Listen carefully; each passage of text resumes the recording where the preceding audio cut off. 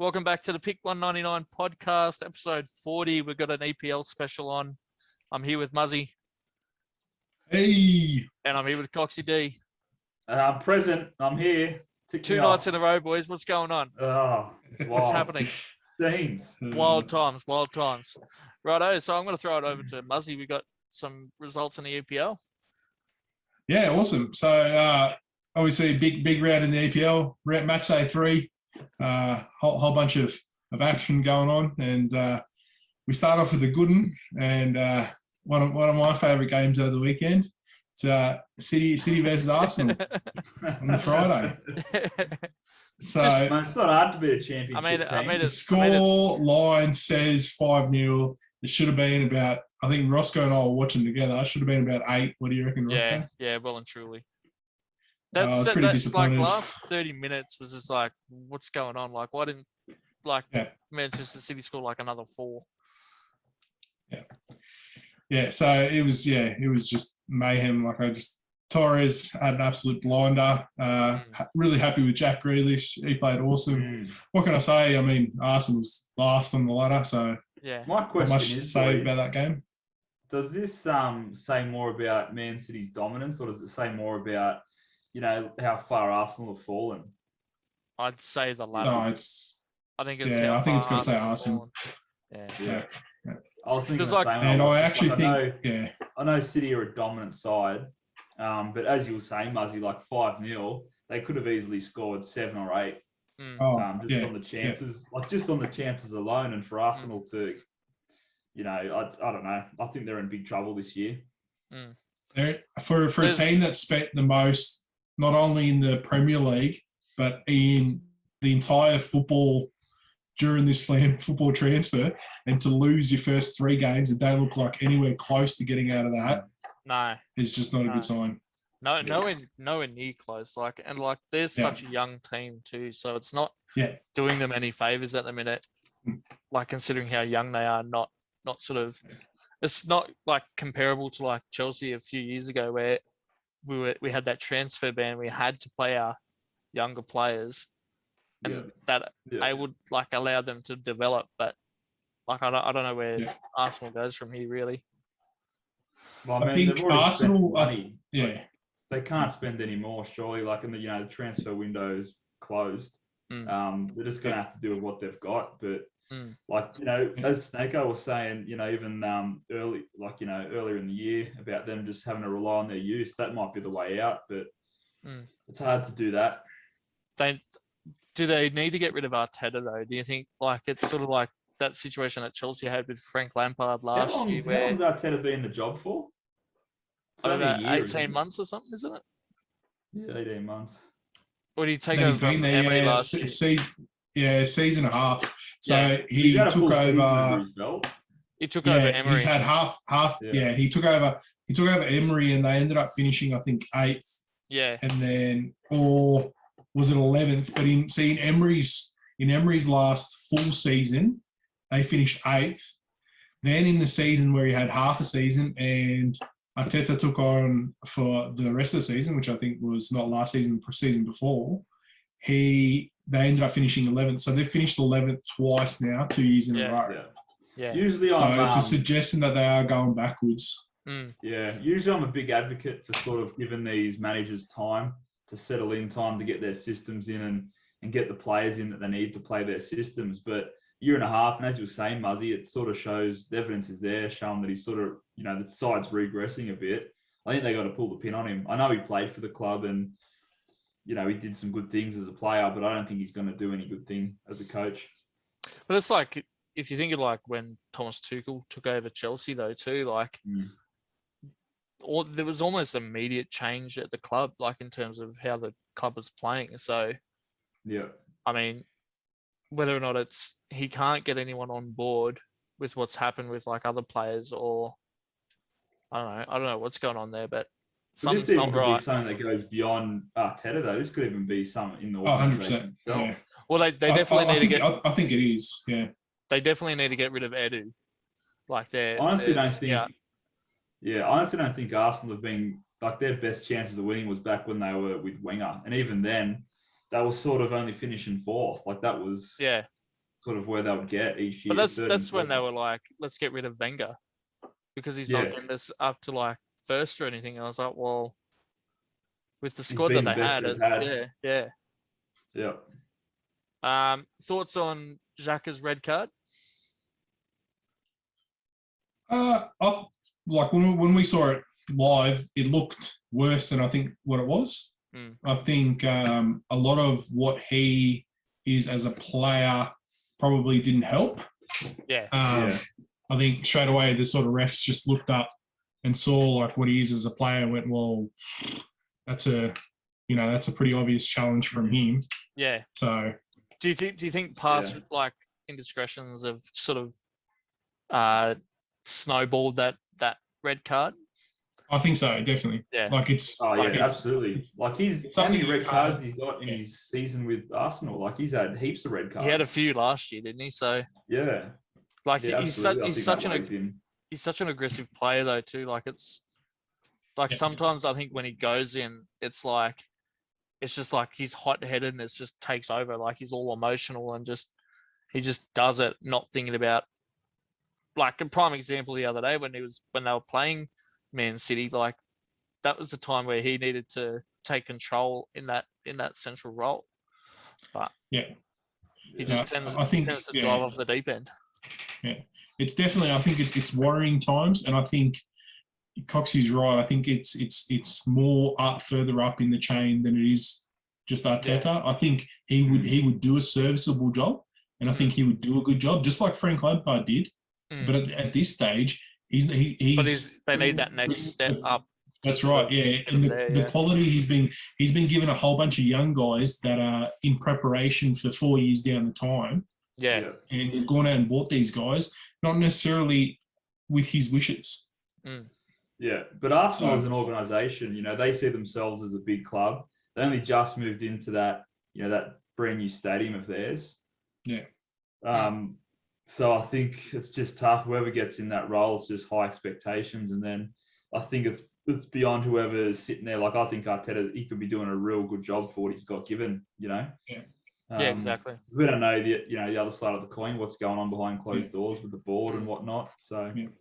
But it'd be interesting to see what happens when those new players come in, though, too, and they've had a few games together. So, very good. All right, moving on to Liverpool versus Chelsea.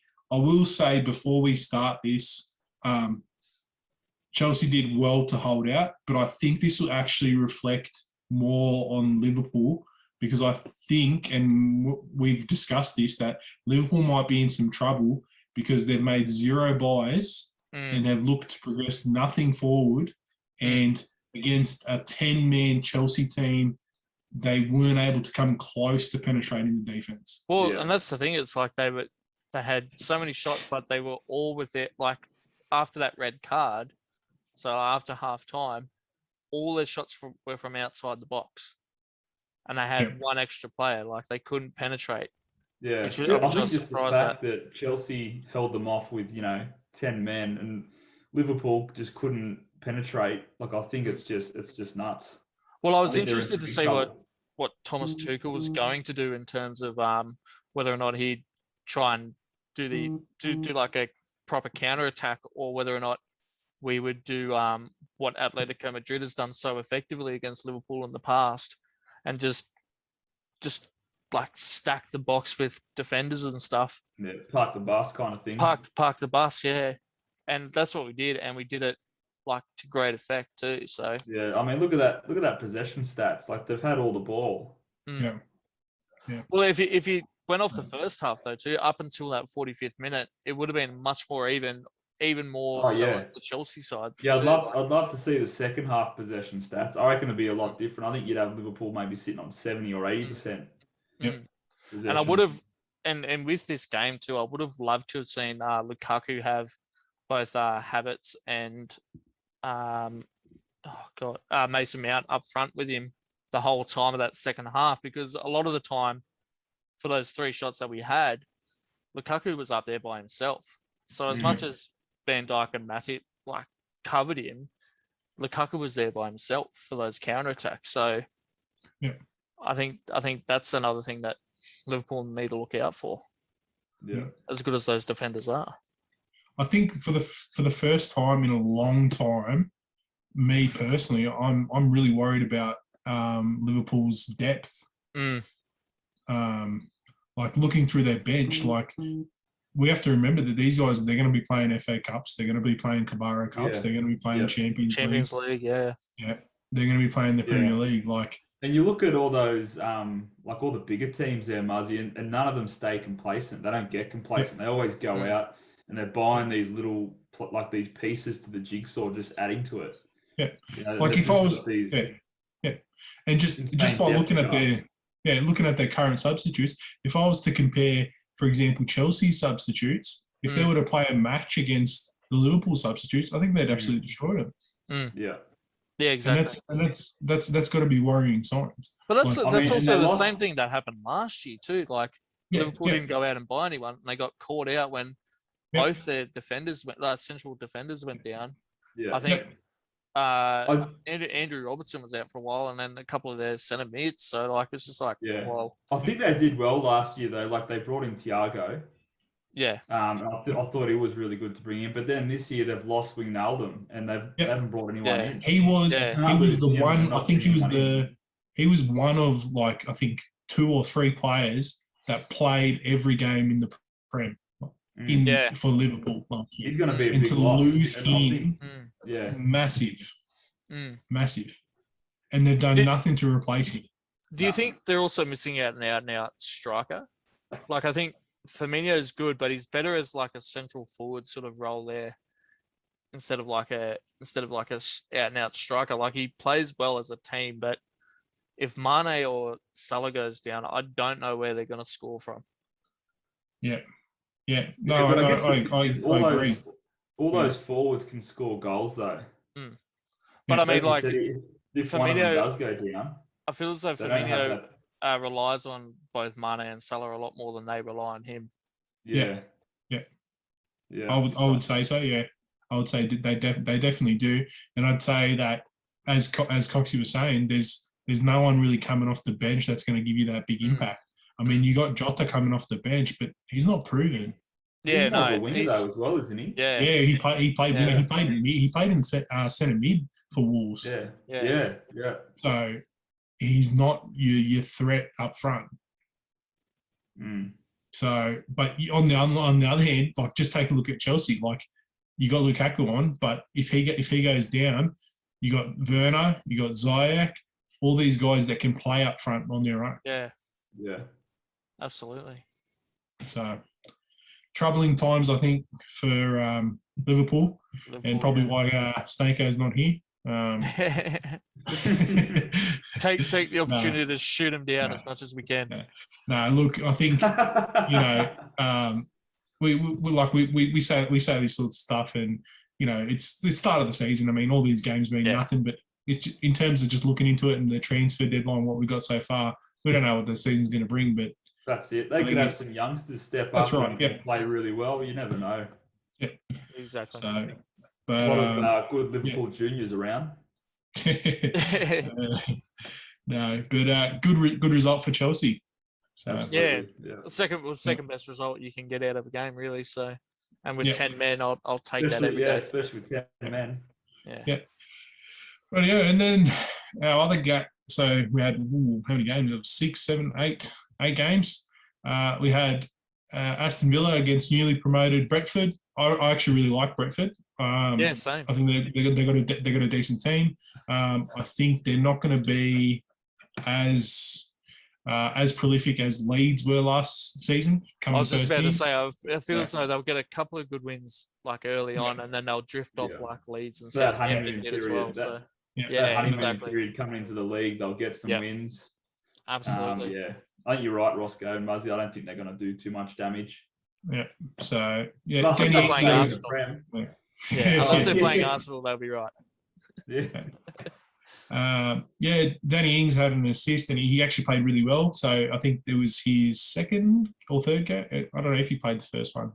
I think it might have been his second game for Aston Villa. So they used basically the Jack Grealish money to buy him.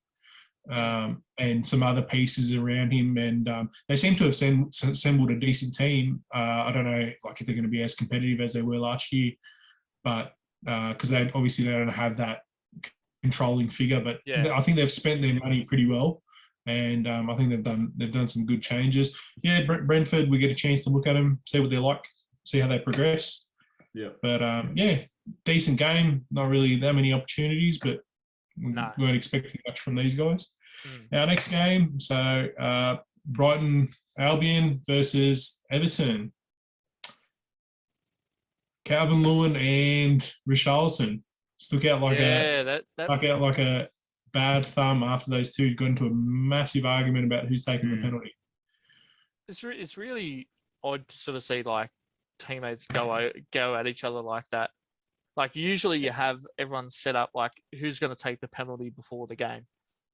Yeah. Like you have an idea of who's going to take it.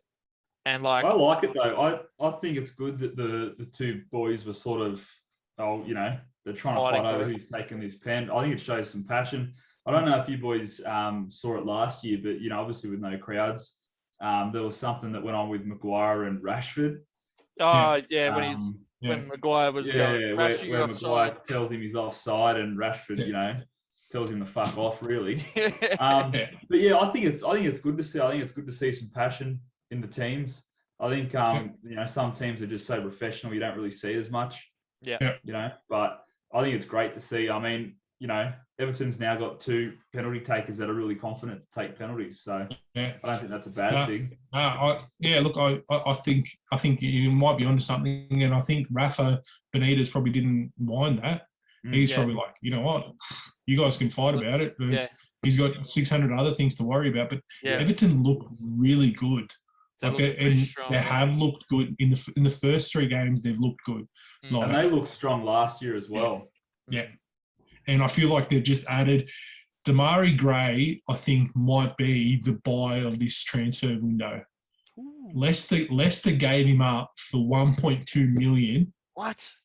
He was their starting winger, I think, nearly every game last season. And Leicester have just given him up.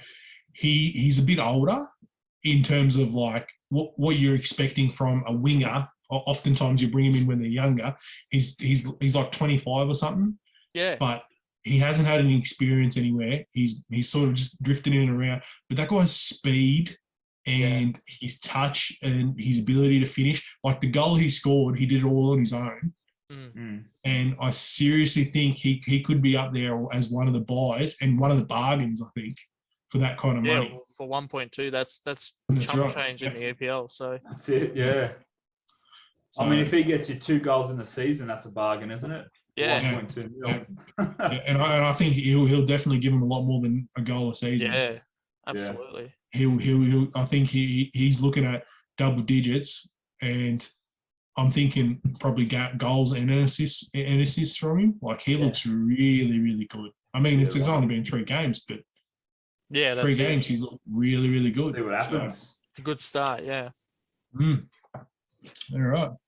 So good win for Everton. And we had Newcastle and Southampton. This was probably my pick of the games actually over the weekend. We had 2 goals that went past the 90-minute mark. So it was just absolute mayhem. I mean, Maximin thought he scored and won it for Newcastle. They were up 2-1, cracker goal. And then James Ward-Prowse with a pen at the end. Just the goalkeeper just came out just silly.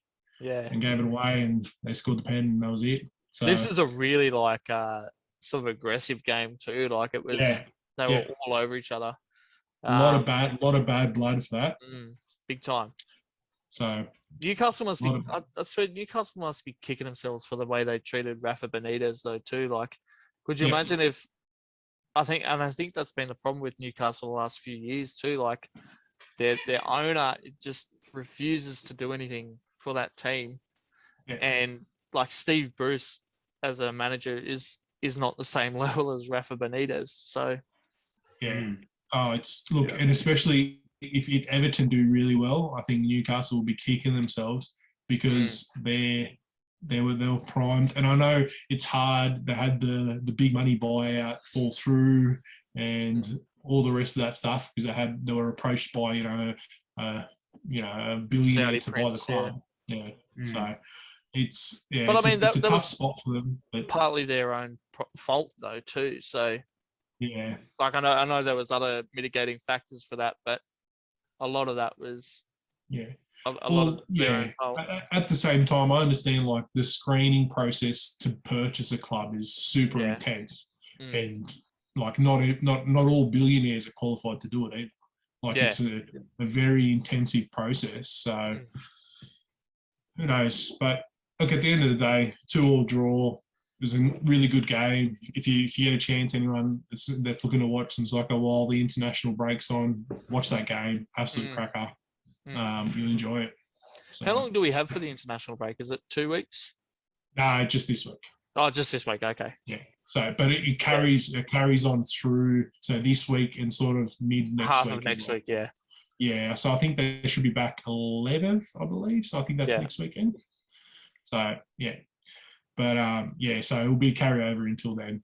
So, all right, next game, Leicester. They bounce back, get a win after their loss to West Ham last week.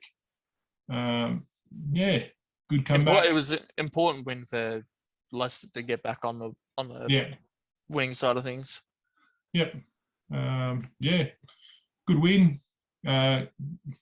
Rogers' men keep going. They just doing what they have to do, and he's I think he's pretty happy with the squad. They got a pretty tight squad there. Yeah. They're always going to be super competitive. Like there's some of the young talent that they've got, like Tielemans, Harvey Barnes, and Didi. I still reckon he's an absolute monster. James Maddison. Just plethora of talent. They got Iheanacho still coming off the bench. Heaps and heaps of talent. So hopefully they can continue that on. Disappointing result for Norwich, but they're sort of one of those teams that just want to stay competitive. Yeah, exactly. Let's just hope that they can try to. West Ham and Crystal Palace. West Ham really unlucky. Yeah. Vieira gets another draw under his belt. Has the makings, I think, of a really good manager. Brings something different, I think, to all the managers we see. He's very quiet. He's smiling all the time. He's talking really positively with his players all the time. He's not out there like Pep, just yelling on the sideline. We're up 5-0 or 6-0 or 8-0, and he's screaming his head off. Vieira is very calm. He's very composed. He talks to his players. He seems like a very positive attitude, at least on the field, from what we can view. So I think it's just something refreshing, something new in the Premier League, and having such a big name player as himself to be so, seem so positive and so chatty with his players. So, West Ham started out really strong too with those couple of wins in the first 2 weeks. So Well, I mean, they're sitting third on the table now. Yeah. And they were even doing pretty well, last year. I'm sure last year they finished a lot higher than what people would have expected at the start of the season. Did they finish 5th or 6th? I think they just missed out on the Euros. Yeah, they just missed out. Just out of Euros. For a lot of the time last year, they were sitting top 4. Yeah. I think it was just those last few weeks where they just slipped out. Yeah, and it's just good to see that they're just sort of continuing that sort of momentum into the season, which is good. Yeah, and like they've got, like, obviously West Ham have a quality lineup. Antonio up front, he just continues to just be a problem for defenses. But they bolstered up their midfield with Bahrami, really good player, and Fornals. Those two guys really good for West Ham, and seem to really be structuring their midfield a lot better, and have sort of helped Souček out, who seems to do all the defensive work. The central defensive, and Declan Rice just continues to move forward. But Crystal Palace, they've still got a decent team. It's just be interesting to see how Vieira goes with them, because look, Arsenal legend. I mean, there's going to be a job coming up for him soon. Maybe. If he continues with the results at Crystal Palace, I mean, like, you got to imagine that he can do something with that Arsenal squad.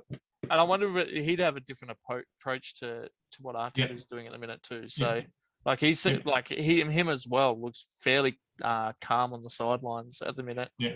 I think that may be because he knows what sort of team he's got at the minute. Like he probably knows that they aren't going to win the league, but they can be competitive at least. That's right. Yeah. All right, and moving on to the next game. So we had Leeds and Burnley. Leeds managed to just pull it back at the end. Patrick Bamford goal. He had a bit of a shocker actually. He missed quite a few chances. Didn't look like his normal self. Burnley sort of in the same situation as Norwich. They're just in there to compete. But that Leeds team, I think it's stacked. I mean, Rodrigo's playing. I think he's made the Spanish team. Calvin Phillips has made the English team. I think Rafinha's on the brink of the Brazilian team, and Patrick Bamford actually got announced that he's going to be playing for the English team during this international break. So they got like a plethora of players. And a lot of those guys are young too. So Bamford's fairly young, and Rodrigo, I'm fairly sure, is pretty young too. Calvin Phillips is young, so so I think the future definitely looks bright for Leeds, and I think they're a good opportunity to stay up for a long time coming. I think. I think so too. And hopefully get competitive and stay in the top half. I think would be their goal.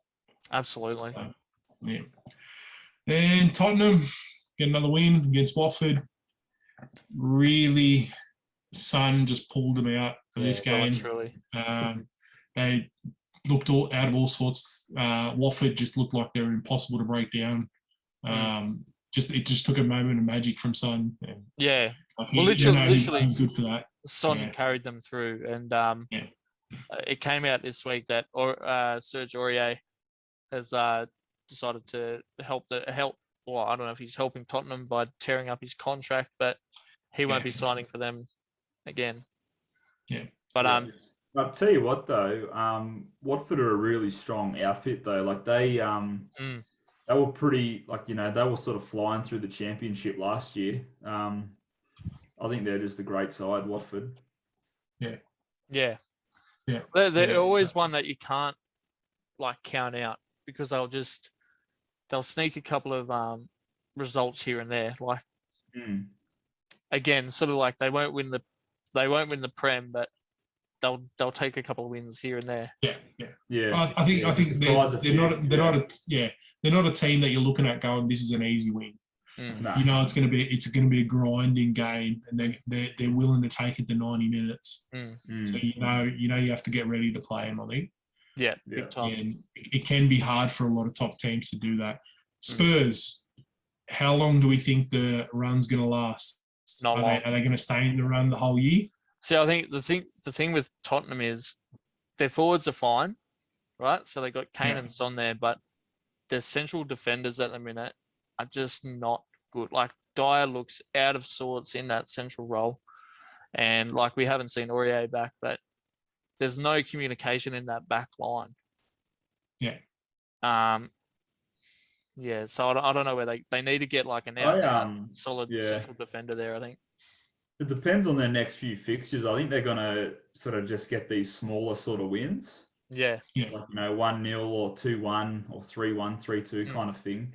But I think they might be there for a little while. So I think that depends on who they're playing. But then they also did beat City, 1-0, wasn't it? Opening weekend. So, it shows they're sort of up there, I think. They can grind out a win. Give a shout out. And I will give a shout out to Dele Alli. Good to see him back in the squad. I think first game he's played in 9 months or so. 10 months, started. Be close to, so really, really good to see him out there. Looks really good, really composed. Still has that really offensive-minded approach to himself. But I think their coach, the old Wolves coach, is their current coach. Oh, yeah, forget his name. Yeah. Nuno, is that his name? Nuno. I forget his name.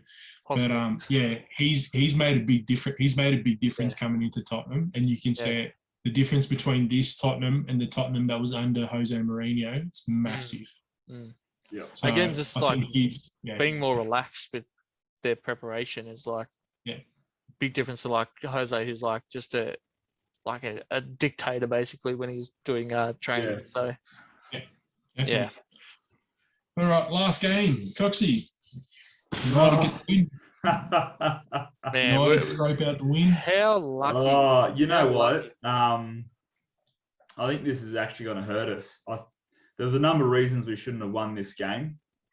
You know, Wolves just had that counter attack. I don't know. I do not know how they did not, finish those shots on target. I think De Gea just played outstanding. I think it's probably the best game he's played as well. Long time. I think even when he was playing in Spain days. Yeah. He just had a blinder, and Varane for his first game. Yeah, he was playing great. It's just nuts that Wolves couldn't finish those opportunities they had. I think this could have been a very different. I couldn't believe how they couldn't finish some of those shots, man. Like Torreira, and then, there's that argument that Paul Pogba going in for that challenge just before we sort of, before Greenwood scored. There's the argument that should have been called back and whatnot. Honestly, don't think either team deserved to win. I don't think Wolves sort of deserved to win, considering they missed all those chances. I mean, granted, De Gea was just like those two saves he made. One from what was a shot within the 6-yard box, and he's somehow put a hand to it, or foot or whatever. But even some of them, like some of Traore's like runs, like he should have finished some of those off, like well and truly. Yeah. And like I don't know who. I need to scroll down. Maybe it was Jimenez, but there's a couple of times where they just miskicked and like goals that they should have slotted into the top corner were just like, nah. That's a good sign. As well. That's a good sign for the Wolves because they can get in those positions. They just need to be more clinical. And I think you'd rather have a team that can get in those positions and you can work on being more clinical. Yeah. Not being able to get into those positions at all. That's what they desperately missed last year. And I seriously thought Jimenez coming back, because remember he had nearly the whole season off. Yeah. And so him coming back, I thought that would help them, but he just doesn't seem to have that same killer instinct back yet. Yeah. It might take time. He's got a bit of game rust. Like, it'll take him a few games to get back there, but I mean, they got like their counter attack is like probably one of the best in the league at the minute. Yeah. And I'll tell you what, that youngster, that Trinaco guy, he's going to be an absolute problem for a lot of teams. He played awesome. If he can get a finishing touch on him, he would have almost got close to a hat-trick, I think, against United. He had maybe 2 or 3 one-on-ones. Yeah. Where he just created it himself. So I think he's going to be a real problem in the league, I think, this year. Yeah. So watch out for him. If you got fantasy league, buy him. I'm telling you. And drop Fred. I also think, Fred sort of, he didn't have a great game. Some games he has some good games, and other games I feel like we're pretty critical of Fred. But I think this one's deserved. I would honestly rather have had, Lingard, in hindsight though, hindsight's a beautiful thing, but I'd rather have, going forward, I'd rather have Lingard if that's what, Ollie wants to play. If he wants to have two, like Lingard's a good attacking mid, and we saw what he did with West Ham last year. I think he was key to how well they played some days. And even Donny van der Beek, he should be getting some game time. Like he brought him in from Ajax, and he's just sitting on the bench there. I think Ollie just needs to make a slight change there in that formation with who's going where. Because, Paul Pogba's playing on that wing. Yeah. For a couple of games he was playing there. He does all right on that wing.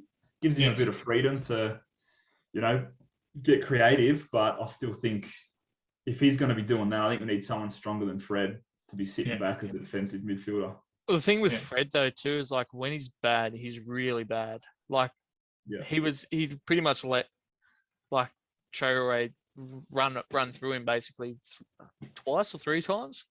Like, and I honestly thought he was going to give a penalty away on one of them where he was just trailing behind him. It looked like he was just going to pull him down with him. Yeah, big time. But I don't know, all that momentum we had with that 5-0 win against Leeds. Don't know. Need to get that back. Well, and speaking of Leeds too, you lose Danny James out of that Man United squad. Yeah. To Leeds, he's such a good player. Which is such a good signing by Leeds. And we'll talk about the transfers after. Yeah. Look, all right, I'll head over to you, Roscoe. Yep.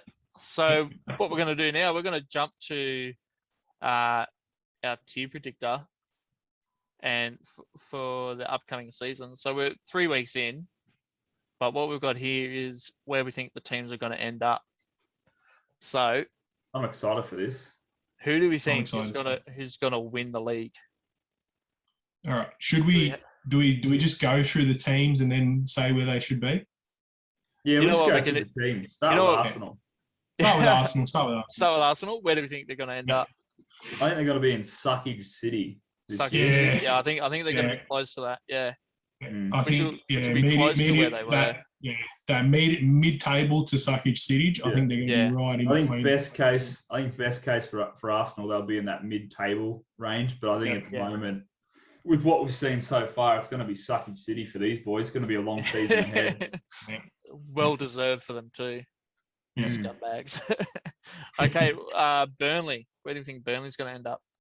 Burnley. It's a tough one. I feel as though they might be in Suckage City or relegation nation. Yeah, I'm heading toward those. Yeah.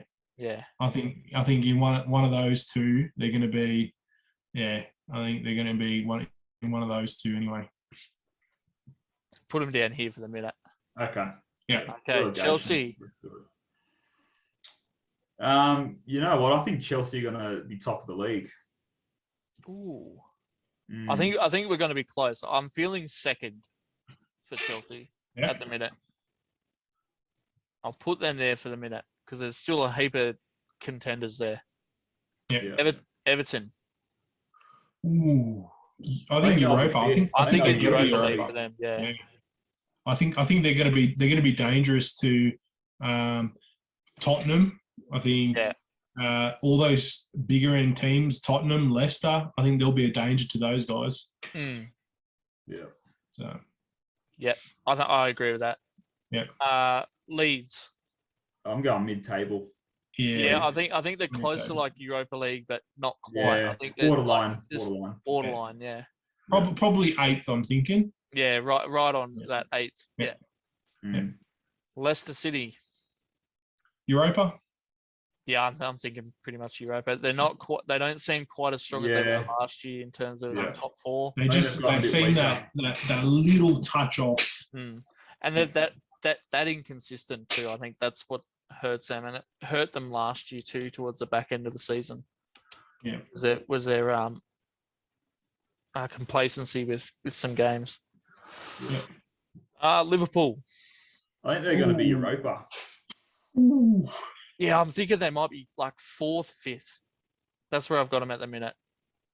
4th, 5th, yeah. I'll put them. Yeah, I think out of the big 4 teams and the teams that we support, I think they're in the biggest trouble. Yeah, big time. Well, and that's the thing. It's like a couple of injuries like we saw last year with like Van Dijk and Matip being out. They were woeful. They were lucky to get wins. Well, you know what? Going off what you just said, Roscoe, I'd say go Europa. Europa, I think Europa. Europa, yeah. Yeah. I reckon 5th. Bump them above Everton, but I reckon they'll be 5th. That's Europa sorted? Yep. Okay, Man City. They'll be up there again. It's got to be top 4. Yeah, I think close to top of the league, but I'll stick them in here for the minute, just while we sort everyone out. Man U. United is top of the league, baby. I think like back. any of these 3 could win the league at the minute. Yeah. Based on like how deep their squads go, especially with this one of the signings this week. I think this one's going to be a tough one now. Tottenham. Yeah. Tottenham. There we go. See, I almost might bump Liverpool back up into here and then put Tottenham in, because I don't think Tottenham will go any higher than 4th. Yeah. What are we thinking? I suppose you can have I think they'll be there, one- but I think you'll leave Liverpool there as well. But I Yeah, tell you what, it's hard. It's if hard to know. if injuries occur though, Tottenham might finish above Liverpool. But then again, like we saw last year, without Kane or Son, they don't create goals. Yeah. So they're in the exact sort of similar situation with Liverpool in terms of how they end up. But we'll leave it for now. Leave them there. Put them there, yeah. Aston Villa. Suckage City, I reckon, this year. Suckage City? I reckon they might be mid-table. I think mid-table mediocrity for them, I think. Made some good buys with the money they got for Jack Grealish. We saw Danny Ings and a couple of other players there. So I think they might surprise some people. West Ham. I reckon they'll be UEFA Champions League this year. Ooh. They only just slipped out last year. I reckon they'll be up there this year. Yeah, I think they'll be more consistent. I just don't know whether or not, because I feel as though that they're sort of in that sort of area, but they could also drop down to just near 8th. But just put them in the Europa for now. Yeah, I think so. And we'll sort out the rest and we'll come back to them. Yeah, that's it. This is a problem now that we're getting teams that are very similar in sort of the way they play. Wolverhampton. I think Wolves are going to be Europa too. They're going to be mid-table mediocrity, I think. Yeah. Yeah, I think they'll probably get in 8th. Yeah. They just haven't made the necessary buys, and that game against United sort of showed where. But I think they'll get more clinical. I reckon they will finish for the Europa could League. be. Yeah. They might challenge for a Europa spot. Brentford. First year, and I think it's going to be Suckage City. I think it's going to be Suckage City for them as well. Yeah. Better be. Yeah. Big time. Brighton. I think it's finally time for Brighton to go down. Yeah, I think they're very close to relegation nation. Yeah. Newcastle. I reckon Suckage City again. Suckage City. Going to be in that. I think they're going to be close to relegation, but I think they've done a couple of good signs. They'll just survive. I think. Yeah. So I think Norwich will go down. Yeah, I think so too. Yeah, I think so. Yeah.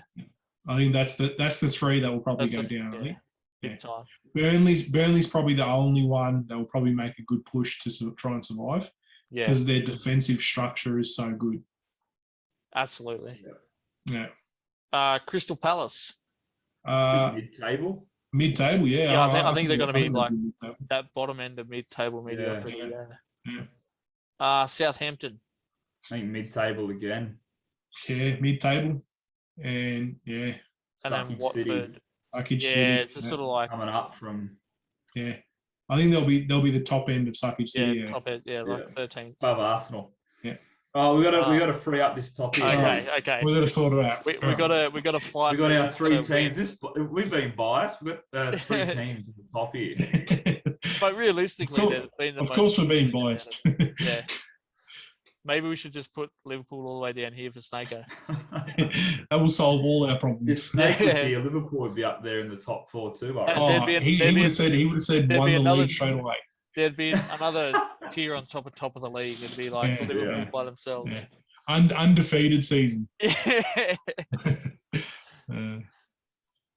Well, it's so hard to call. It's hard to say, and it with the signing of Ronaldo back to Man United, I think this could galvanise I think how he played internationally as well. I think it's hard not to give the nod to United. It's hard, considering how hard he works in and around the game, and I think that'll be a flow-on effect to the rest of that squad. Yeah, I think it's going to lift. A lot of those players have been ven up watching him play.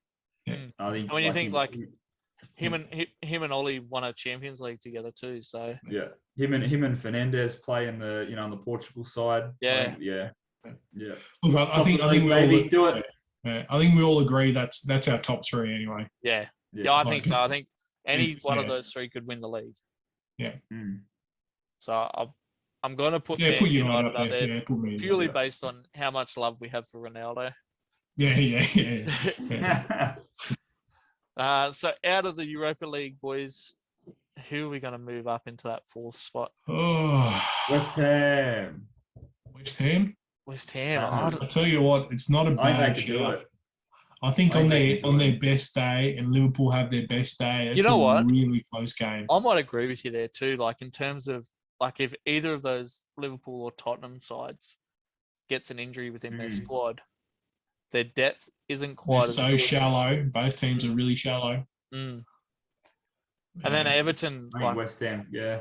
I would love to see Everton just to beat Liverpool. Yeah. In terms of that rivalry as well.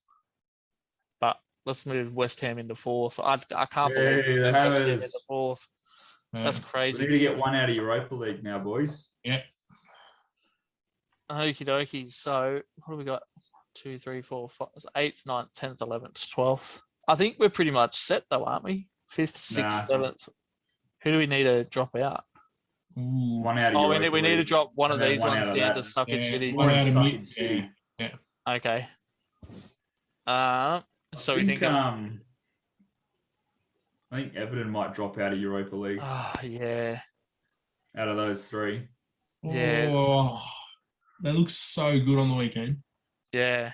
We did. It's hard to know whether or not they'll keep that. Season, though.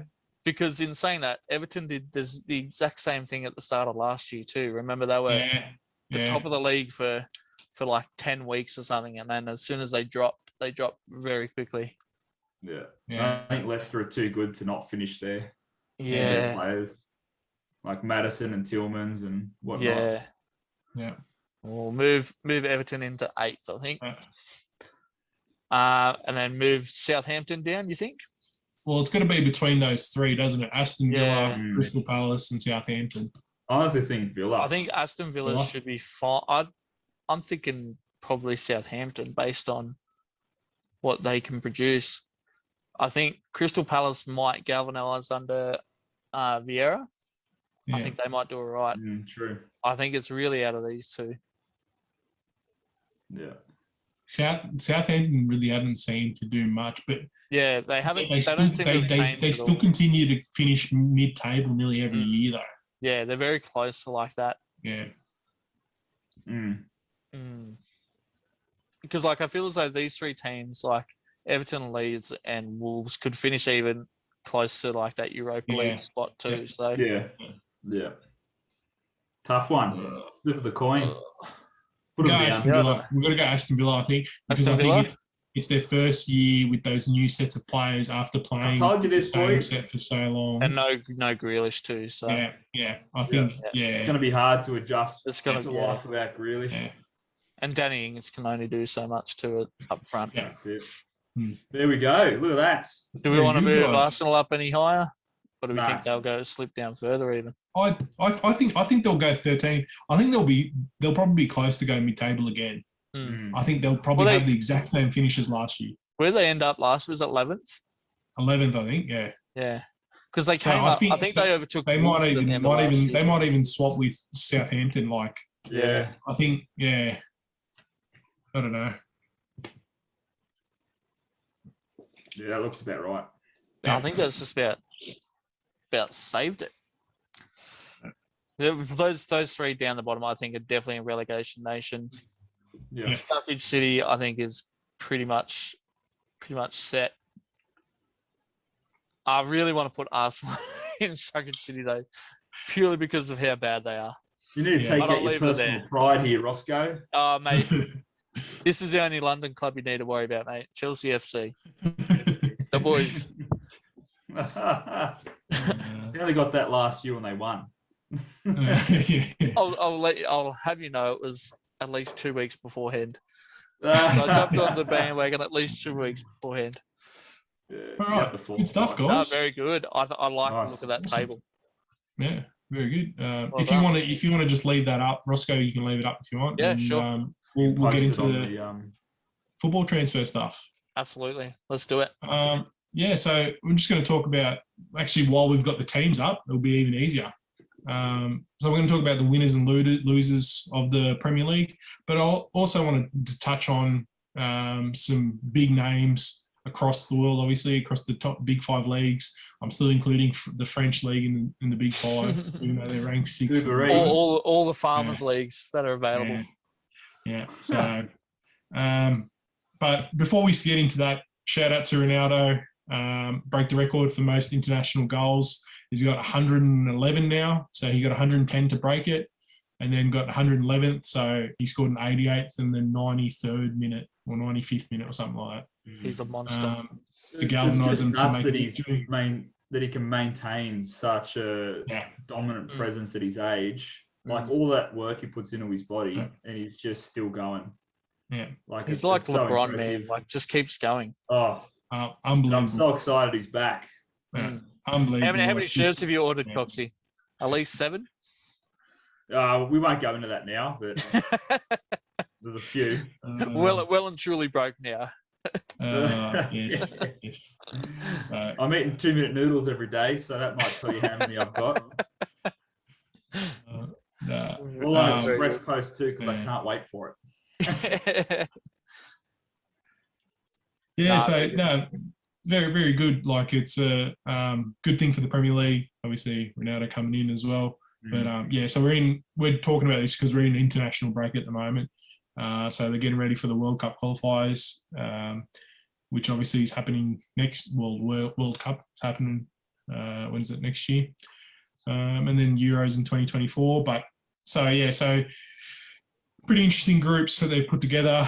I was happy because Bosnia had a draw with France 1-1.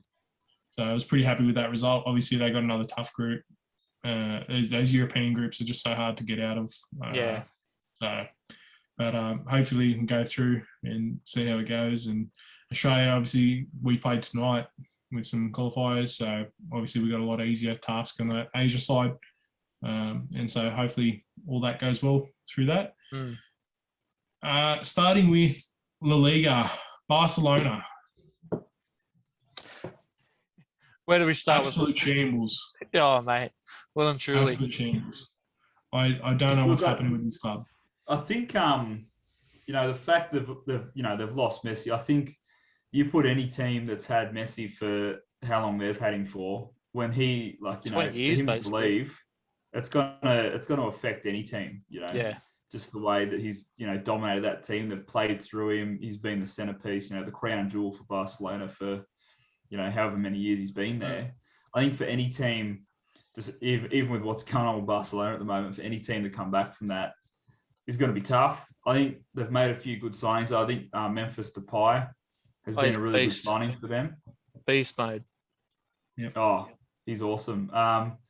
He's another bloke that didn't get enough time at a big club when he was at United, and he's been with Lyon, and he's killing it for it. And he's brought that same form to the Catalans. So I think he's a really good signing. They also get Sergio Aguero.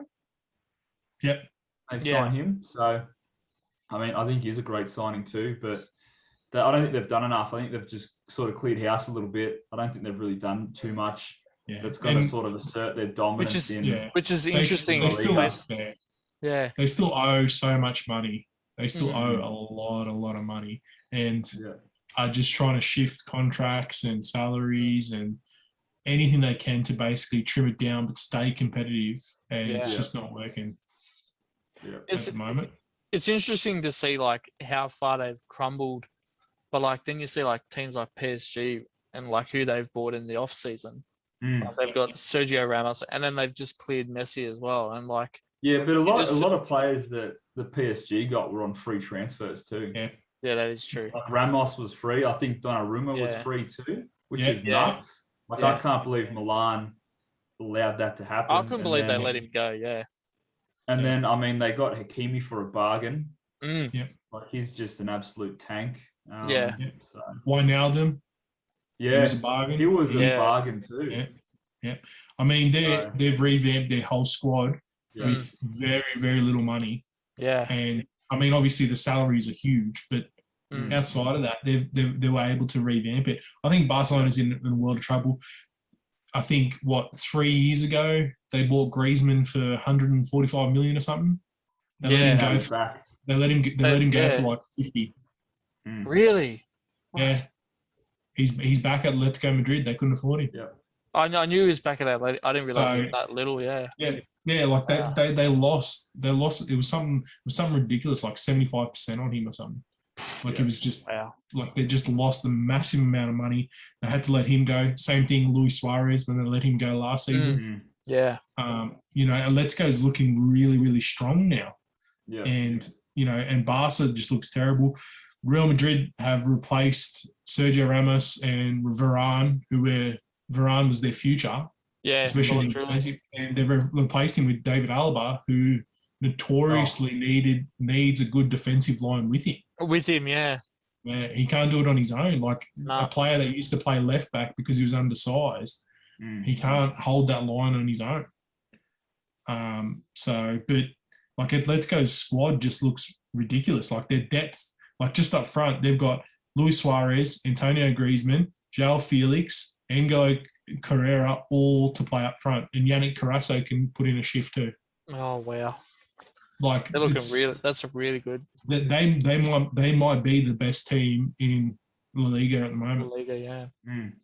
Like and they've even lost, Saul to, he's gone to Chelsea, obviously. But I mean, I don't think it really affects their squad too much with the depth and the pieces they've got there at the moment. Well, that's the thing, though. Like Griezmann can play back in the centre mids too. Like that's how versatile he is. So. If Griezmann sort of captures that form that, sort of got Barcelona interested in the first place, I mean, they're a real dangerous squad, and that's known to happen when players sort of go back to those clubs. They sort of gather themselves a bit. They focus just on their football again, and they can really sort of step it up a notch. So it was like around the time that he won the World Cup too. So absolutely. Yeah. So I think it's theirs for the taking, the La Liga. Yeah, I think that they'll definitely be competitive again to go next year, and so the big news that also I wanted to bring up about La Liga is obviously the Mbappe debacle. So 220 million euros, sorry, that is how much they offered to buy Mbappe. And so that's like 325 mil Australian or something, isn't it? Yeah, if not more. And was shut down by PSG. That's crazy. So he goes out of contract next year or in 6 months. Yeah, I thought it was end of this year, wasn't it? Yeah. If he doesn't re-sign, he'll leave on a free. Wow. But if they do re-sign him though, there's also the chances that he's only going to re-sign if they get rid of him as well. A lot of players do that. They'll agree to sign a contract. He won't re-sign because they continually go against his wishes to leave. He won't re-sign. True. He won't. I guarantee you. Never know though. He might still re-sign so he doesn't leave for a free. No. He said to them. He said, "I will make sure they pay you top dollar," and that would have made him the most expensive player by far. Yeah. And they didn't take it. That's true. So you think I don't see him re-signing. If he re-signs, I can't see him leaving. Yeah. So it's weird. Sorry, to back off that Griezmann. So it was 120 million that they paid for him originally, and they sold him for 40 million. Ooh, wow. So. And that's in other news, we bought Danny James for about 15 million and sold him for 50, 25, I think. I thought it was closer to 50, but you're probably James. Yeah. No, not for Danny James. No, he was quite cheap. He was cheap. Still got a profit out of it, so. Yeah.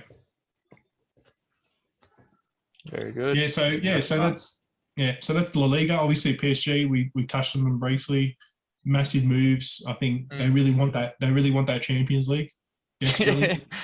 Like they're doing everything they can. I mean, they're doing anything they can to get it. That's for sure. Yeah. Buying half a world champions out of it. So. Yeah. So they're basically throwing everything they can at it. And trying to see if anything will stick and anything will go for them, really. Yeah, well and truly. So, apart from that, Bundesliga. So, Bayern Munich's made some smart signings, bought a couple of players from RB Leipzig, sort of added a few players in just to tweak up their squad a bit. Nothing too drastic, but just make themselves even better. Like they're just was going to be a But force. Bayern are always so smart with, the players they're bringing in. Mm. They're always so sort of meticulous with who they're getting in to fill these spots. And I don't think, has there ever been, a bad transfer to Bayern, do you think? I'm just trying to think off the top of my head if they've ever had a sort of, maybe Coutinho, but he was even alone. Maybe Goethe. Oh, yeah. But Yeah, that was more like health problems. Injuries, he had health issues. Yeah. I feel like every player they've brought into their squad has done really, really well. Coutinho was there on loan, and he had an awesome season. He played nearly every game for him. He did. But yeah, I seriously can't think of a player that has had a terrible time going to Bayern Munich. No. They're so smart with their transfers as well, like the outgoing too. Like I think they know when it's time to let a player go. Yeah. But they let Toni Kroos go all that time, like all those years ago to Madrid, and there was no real sort of stop off for Bayern's dominance. They just kept dominating even without Kroos. An even better example is when they let Schweinsteiger go to Man U and got a massive profit out of it, and pretty much blink an eyelid. Oh, mate, and then he sucked at United. So he'd won midfielder of the year like the previous year or something. Ridiculous. All right, so we'll just get through the Premier League stuff and then we'll wrap up, guys. All right. Yeah, absolutely. All right, so we got winners and losers. Arsenal. Yet to be seen, I think. I think losers at the minute. How much money they put out? Yeah. If you put out that much money and you're sitting last. But do you reckon it's winners because they can only improve from here? Surely. Surely. Yeah, but they shouldn't be in that spot to begin with after all that money they spent. Very true. That's just woeful. Yeah, you spent that much money. I'd expect to be winning the Premier League. Well, getting players of note too, Yeah. And so they're most notable. Spent less for Ronaldo and Varane and for Sancho. So then they're notable players to come in. Ben White from Brighton, obviously, 50 million they paid for him. I can't believe they paid that much for him. That's insane. Martin Odegaard from Real Madrid, 30 million. He was a good buy though. I think he was good. Yeah. He's probably the best player. I think he'll be good. But he's got to be developed correctly. Yeah. Aaron Ramsdale from Sheffield United, 30 million. The releases, David Luiz was released out of his contract. Who else did we have? Lucas Torreira was sent out on loan, so that's another back that they sent out. He was their starting back for a long time, Torreira. He also progressed into the midfield from there. Willian, free transfer to Corinthians. They basically let him go. Hector Berlin, another outside back, was sent out on loan, and Nelson was sent out on loan to Feyenoord. Apart from that, that's really their only signings. Well, and when you think about it, like when they bought David Luiz and Willian from Chelsea, like they bought them on pretty good money, and like they've let them both go like pretty much for free. So. I mean, they couldn't sell their contracts at the minute though too. No one wanted to buy them. So, all right, Aston Villa is next. Yep. Winners or losers? What do we reckon before I start listing off? I think Ings is a good buy. I mean, they lost Grealish though out of that too. I'm gonna say loss only purely because of what they lost out of it. Yeah. I'm going to say lost too. I mean, they couldn't really help losing Grealish, and they got a pretty good deal out of it. But I don't think it helps them at all. Yeah. So I think their signings are Danny Ings, 25 million from Southampton. They also bought Emiliano Rueda from Norwich, who was really their only talisman last year, 33 million. Ashley Young, they got him on a free from Inter. Leon Bailey, up and coming youngster. From Bayern Leverkusen, 30 million. I think that's a really, really good buy. He was touted by a lot of teams. That was a really good pickup from them. They picked up Tuan Azerbeh, the centre-back from United. He's out on loan. Yeah. He's good. You know the guy with the big hair? Yeah. And then obviously they lost Jack Grealish, and that was really the only big loss that they had I think though, in their situation, I think they've sort of done the best they can though. Yeah. I might call them winners. Yeah. Because I mean, I'm just going to class Grealish going to City or any other big team as inevitable. So I think what they've done, they're winners. I think. Yeah. Brentford, they haven't really heard much from them. They're up from Championship. Yeah. Just getting to the Premier League, man. I'm going to give them winners. Well, that's it for their bank accounts. It's definitely winners. So there's no one really of note to go through with those guys. So I'll just leave it as it is. Yeah. Brighton winners or losers. Who do they get though? That's I'll go through it first. So they picked up Enoch Nwebe from RB Salzburg for 20 million. They also picked up Marco Grecha from Getafe, 16 million, and that was really all the rest are sort of young cheap players, which will definitely benefit them. But I think the big loss is obviously Ben White. Like they got 50 million for him, but him to Arsenal is sort of their biggest loss. Matt Ryan goes for free to Real Sociedad. Bernardo's gone for an undisclosed amount to RB Salzburg. That was to do with the trade. That's about it. Yeah, it's hard to always see some of those players play. They got for Ben White. Say that again. For those little deals they got. Say that again, Coxie, sorry. I'm going to say winners just for the price tag they got for Ben White. And those little deals that they've made are sort of just for the jigsaw, just for their piece. I think they're going to be could be a solid team, but if we look where we've put them, we'll see. All right. So next up, Burnley. Nothing of real substance. I'm almost going to say losers because I think it's going to end up costing them probably staying in the Prem. Yeah. Because of that, I think you need to be making moves. Yeah. But look, like the biggest trade was for Maxwell Cornet from Lyon, who's 13 million. He's a mid-table sort of guy. He's not going to light the world on fire. So that was sort of their best. Apart from that, they had Ben Gibson leave for 8 million, and then all the rest of releases and loans, no real super name players. Next one, Chelsea.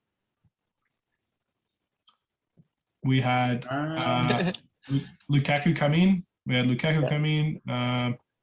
Marcus Benedetti, he's probably not going to play. Came in for a free from Fulham. And obviously Sal now, who's on loan. I'm going to say winners based on what we've got out of Lukaku already. Yeah. So, I think for what they already had and adding Lukaku to the squad, I think that's a big win. I think I think that's all they needed to do. I don't think they needed to, go out and spend all this money. I mean, they only did that just recently for Werner and Havertz. So I think getting in another big forward just to put the squeeze on Werner, I think is great for Chelsea, to be honest. I think they've done well. So Chelsea had 21 players go out. So that's on loan. Yeah. No, just go out. So released or sold or out on loan. Yeah. So a lot of players. The big names are probably Marco Van Ginkel. He ended up going back on a free back to PSV. He was a pretty big buy. He was touted as a really good midfielder. Sort of didn't get the chance to play. Victor Moses sort of towards the back end of his career now. Oliver Giroud to AC Milan for 1.5 million. He ended up being really good for AC Milan his first couple games. He's played really well. Tammy Abraham obviously to Roma for 38 million. And he's killing it over there too. Yeah, he's played awesome as well. Michy Batshuayi on loan to Besiktas. Emerson, the midfielder, he's gone out to loan to Lyon. Kurt Zuma, obviously to West Ham, 30 million. And Zappacosta, 8.1 million to Atlanta. I think with those players too, in terms of us letting them go, it's players that we weren't probably going to use in terms of who we've brought in. So, and Chelsea's been, I think Man City's sort of been touted for it as well. But when we send players out, we usually send a lot of our juniors coming through out early on so they can get professional experience. Like we had De Bruyne and even Salah as well, like seeing where they are now and like what they when we sent them out on loan, sorry. So, I mean, we're pretty good at doing like putting players out on loan and then buying them back. So, yeah. Crystal Palace. Yeah. Crystal Palace. So they had Marco Gua from Chelsea, 18 million. They had Alderson Eduardo from Celtic. He's a good pickup, 16 million. Joaquin Anderson from Leon, 15 million. And they had a whole bunch of releases, including Gary Cahill got released, Patrick Van Arnholt, who was a big buy. Nathan Klein got released, James McCarthy, Andros Townsend, basically a big clean out of their older players. I'm going to say win for them. Yeah. Win? Yep. Yeah, I think so. Win. Yep. Everton. So Everton, they ended up picking up Andros Townsend after he got released. So he's gone there. Asmi Begovic, he's on a free from Bournemouth. Damari Gray, like I said, from he was by Leverkusen from Leicester. He was on loan there. Solomon Rondo, and yeah, that's about it. I'm going to base mine off what you told me about the fella from Leicester, or not Leicester, Leeds. I'm going to say they got a win. They're a winner. Oh, winner out of that trade. Yeah, Damari Gray. Yeah. Big he's been awesome. Yeah, from Leicester. Yeah, absolutely awesome. They let Yannick Balasso go. Then let Besic go. Theo Walcott, Bernard, Joshua King. Basically all frees they let go. So players that just weren't going to get played. Next one, Leeds. So Leeds had Daniel James, obviously the big pickup, 25 million from Manchester United. Good bit of business for them. Junior Firpo from Barcelona. He's a good pickup. If Barcelona weren't desperate, he'd probably be worth in the 20s plus. They got him for 13. I think it was a good piece of bargaining. And the rest of their players, they just basically released their leftover players. Yeah, no, I think that's a win for them. Yeah, big time. Yeah, absolutely. Danny James is a quality player, and that young bloke from Barcelona is a decent player too. So I think they'll definitely help them. Leicester, so not much on. They picked up Daka from RB Salzburg. Salzburg's have had a massive clean out. Vestergaard from Southampton and Salmi from Lille. But apart from that, they had Fuchs go to Charlton, so he's left. Wes Morgan retired. Matty James they released. And that's about it. Not much happened in Leicester. I'd say it's a bit of a loss because I'm going to say loss. I was almost just going to say like neutral, sort of like they don't really win or lose out of that. I think it'll be a loss though. Liverpool. We just see now all the other teams are improving with their buys. I think Leicester, it's going to be a big loss for them. I think they need to have done something there to get some pieces in to fit around their bigger pieces. Liverpool. So Liverpool's had one player in, and they've had 12 players out. Whew. So Ibrahimi Conte, who's the centre back, he's a pretty good pickup, I think, for RB Leipzig, but I don't think he's going to be a solution to what they're looking for. No. I don't think they've done enough. I think they've had a big loss here. They've been passive again. They've been really passive again in that transfer window. So I'm going to say lost as well. Yeah, the players gone are Wijnaldum's gone. Harry Wilson's gone. Shaqiri's gone. Ben Davies is gone. Reece Williams they're all gone. So what do you think? Like Wijnaldum was probably one of the better midfielders last year, and then Shaqiri just never got a run in that Liverpool squad. So City. So obviously Jack Grealish come in, 100 million. Apart from that, not much else. Just sort of youngish players, low end players are sort of brought in as well. But we let go. I'm disappointed we let go of Angelino. He played so well in the Champions League, especially against United. He played really good throughout that whole Champions League for RB Leipzig. But they've bought him out obviously because they had the option to. Eric Garcia, he's on a free to Barcelona. Sergio Aguero, free to Barcelona. Apart from that, no one else really. Yeah. I think winners just solely that they got Grealish. Yeah, that was it basically. That was all the window came down to for us, I think. Yeah. So, I think there was a bit of speculation on how much they paid for Grealish, but I mean, already he seems like such a calm sort of presence. Yeah. Like his football, like since the Euros too, has just sort of elevated a bit as well. So I think, and if he gets you, 5+ years, I think it's a good deal. Yeah. When you think about it, if it's 20 mil a year sort of thing, like for top players, that's pretty much the going rate at the minute. So yeah. All right, Man U. Obviously, so we had Ronaldo, 24 million. Ronaldo, 24 million. Varane, 34 million. Sancho, 73 million. And that was about it. Released no one else really, except for like obviously the only big loss I think was Ben James. But really good window for United. Yeah, I think so. Yeah, like absolutely. you get a proper top quality centre back in Varane.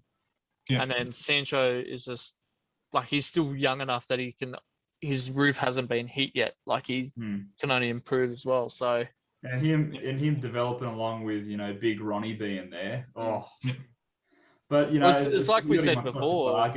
Yeah, it's like we said before. Like I couldn't believe that Juventus just wanted to get rid of Ronaldo and like the amount, like his work ethic, I think is just going to do wonders for Man U.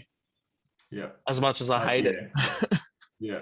I think the price tag we got Sancho for compared to what we were going to pay a year before for him. Yeah, exactly. I think even if we just got Sancho, that's a win. Just big time. Paying such a reduced fee. Yeah. Considering it was upwards of like 150 or something. Yeah, it was 100.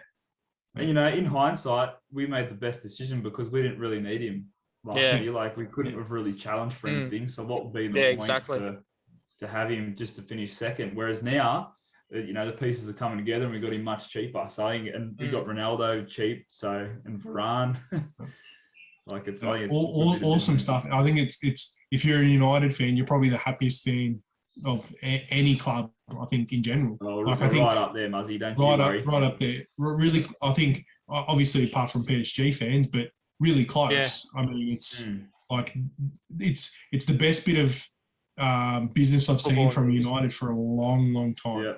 I think it's also like just good news though too, like knowing that Ronaldo's going back to where he made a name for himself, basically. Yeah. There's just all that 2007-8 nostalgia, man, coming back.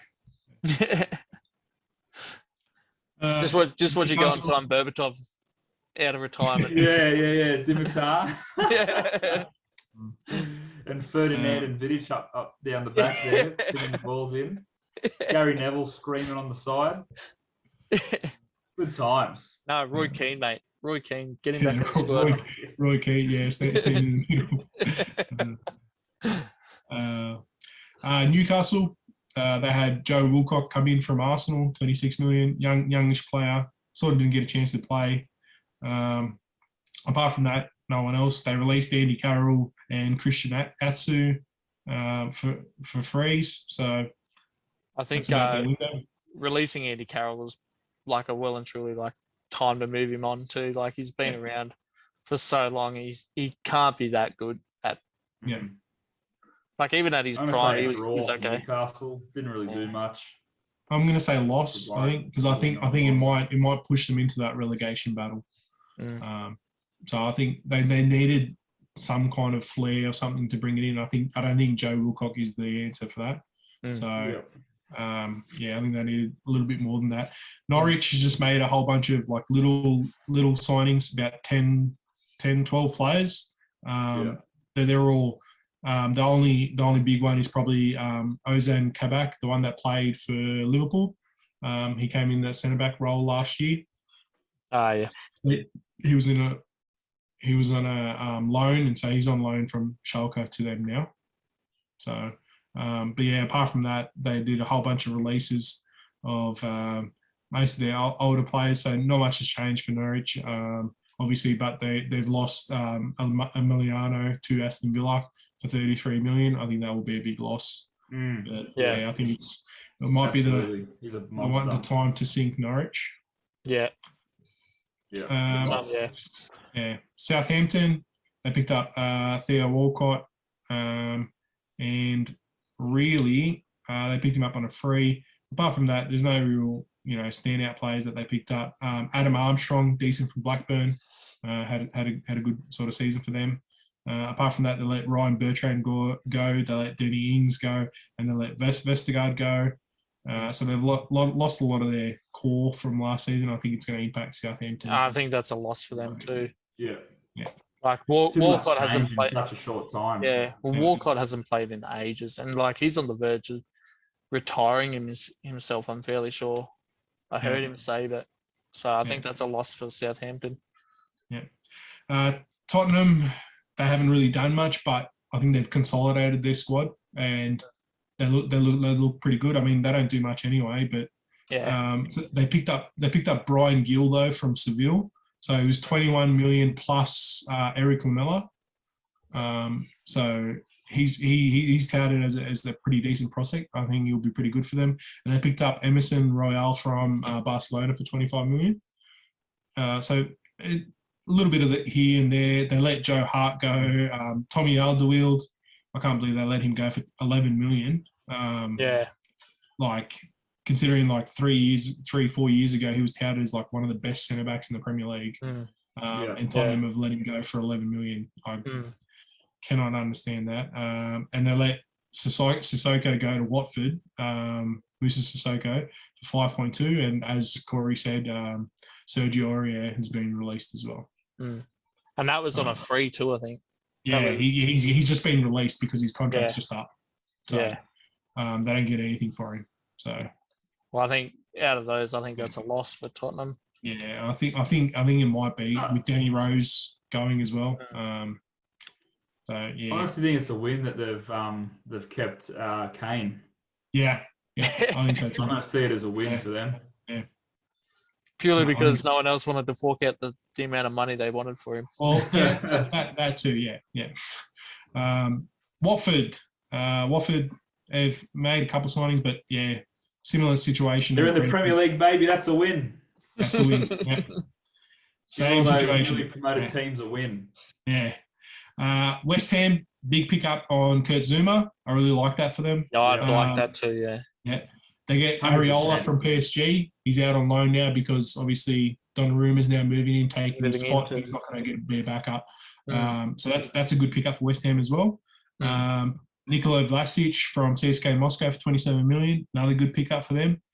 And they really didn't let anyone go apart from Felipe Anderson, who was probably one of their better players. But apart from that, I think they've done some really good business. And they also kept Declan Rice, despite all those rumours that he was going to leave. They kept Declan Rice. They've kept a lot of their core together, and they've made a really, really good team built around. So I think that's a win for them. Big time. Yeah, I think so too. Yeah. Wolves. I really like the Trinacco guy up front for them. He played awesome against United. He's obviously only on loan, but I think he is with the option to buy. He's from a loan from Barcelona. Apart from that, not really else in terms of buying. Rui Patricio has gone to Roma now for 10 million. They didn't really get enough for him, I don't think. They definitely could have got a bit more. I think that's a win for Roma there. Yeah, I think it is. And Rafa Mir gone to Seville for 14 million. But apart from that, not much moving for Wolves. But I think they look decent. I think they do. Yeah. I don't think they had to do too much, to be honest, in the window. It was only I think it was last year they splashed out and they got the young fella from Porto. So yeah. Very good. I'd say it's a win. Yeah. No, very good. Well, that's our EPL transfer EPL wrap up for week 3 and our league prediction for the year, as well as our transfer market breakdown. I'm really liking the look of this year, boys. It's going to be an exciting. Looks good. Yeah, I'm loving it. I'm loving this. I think this. the table prediction. Yeah, it's good. No, it looks very good. I think this year's probably going to be a lot closer than, like, even last year was close, but like in that mid-table is going to be very close again. Yeah. There's going to be some exciting games, I think. Very scrappy around that Champions League spot. Yeah, exactly. No, very good. Thanks for listening. Thanks, gentlemen. That's episode 40. We'll see you again next time. Thank you. See ya.